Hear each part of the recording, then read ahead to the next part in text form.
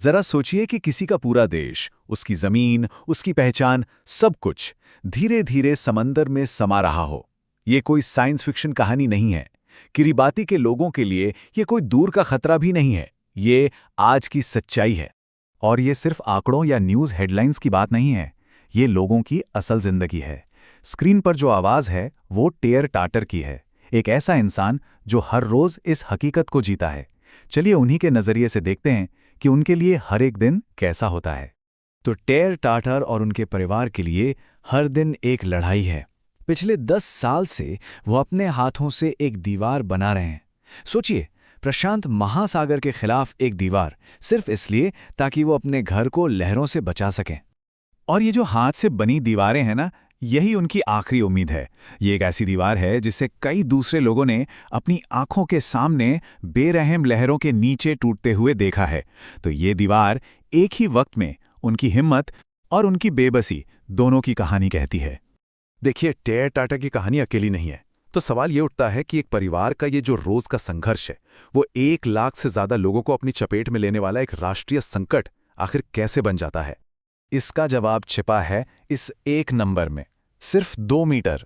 जी हाँ, किरिबाती के 33 द्वीपों की समंदर के लेवल से औसत ऊंचाई बस इतनी ही है। मतलब समंदर के लेवल में जरा सा भी बदलाव यहां कितनी बड़ी तबाही ला सकता है, इसका अंदाजा लगाना मुश्किल नहीं। और बात सिर्फ बाढ़ की नहीं है, नहीं, ये उससे कहीं ज्यादा है। ये एक के बाद एक आने वाली मुसीबतों की पूरी चेन है। सोचिए, पीने के पानी में समुंदर का खारा पानी घुल रहा है, जमीन तेजी से कटकर बह रही है, और इन सब के चलते स्वच्छता और सेहत का एक बड़ा संकट खड़ा हो गया है। वहां के लोग बताते हैं कि बस 20 साल पहले समुंदर बहुत दूर हुआ करता था, और आज समुंदर उनके दरवाजे पर दस्तक दे रहा है। उनकी यादें एक बहुत ही कड़वी सच्चाई बताती हैं कि उनकी दुनिया कितनी तेजी से उनकी आंखों के सामने ही गायब हो रही है। लेकिन इतनी मुश्किल और निराशाजनक सच्चाई के बावजूद किरिबाती के लोग हार नहीं मान रहे हैं। वो चुपचाप सब कुछ सहने वालों में से नहीं हैं। वो अपने घर, अपनी जमीन और अपने भविष्य को बचाने के लिए पूरी ताकत से लड़ रहे हैं। पर उनकी सबसे असरदार रणनीतियों में से एक खुद प्रकृति से ही आती है। वो मैंग्रोव के पेड़ लगाकर समंदर के खिलाफ एक कुदरती दीवार खड़ी कर रहे हैं। ये एक तरह से लहरों के खिलाफ उम्मीद के बीज बोने जैसा है। 50,000 से भी ज्यादा, ये सिर्फ एक नंबर नहीं है, ये उन हजारों वॉलंटियर्स के हाथों से लगाए गए मैंग्रोव पेड़ों की गिनती है। ये इस बात का सबूत है कि पूरा समुदाय अपने भविष्य के लिए लड़ने के लिए कितना मजबूती से एक साथ खड़ा है। और सिर्फ मैंग्रोव ही नहीं, जो लोग अफोर्ड कर सकते हैं वो कंक्रीट की दीवारें बना रहे हैं। सरकार युवाओं को समुद्री जहाज़ों पर काम करने की ट्रेनिंग दे रही है ताकि वो बाहर जाकर कमा सकें। पाम शुगर एक्सपोर्ट करने जैसे नए उद्योग भी शुरू किए जा रहे हैं। और तो और अंतर्राष्ट्रीय मदद से बारिश का पानी जमा करने के लिए वाटर टैंक भी लगाए जा रहे हैं। मतलब हर मुमकिन कोशिश की जा रही है। पर असल में ये लड़ाई सिर्फ जमीन बचाने की नहीं है। दांव पर एक पूरी की पूरी संस्कृति लगी है। एक ऐसी संस्कृति जो 3000 सालों से इसी जमीन और इसी समंदर से जुड़ी हुई है। जैसा कि एक युवा एक्टिविस्ट कहते हैं, ये सिर्फ जमीन का एक टुकड़ा नहीं है, ये उनकी पहचान है, उनका दिल है, यही उनकी आत्मा बसती है। और शायद यही वजह है कि इस जगह को छोड़कर जाने का ख्याल भी इतना दर्दनाक है। और यहीं से वो एक बहुत ही मुश्किल सवाल खड़ा होता है जिसका सामना आज किरिबाती का हर एक बाशिंदा कर रहा है।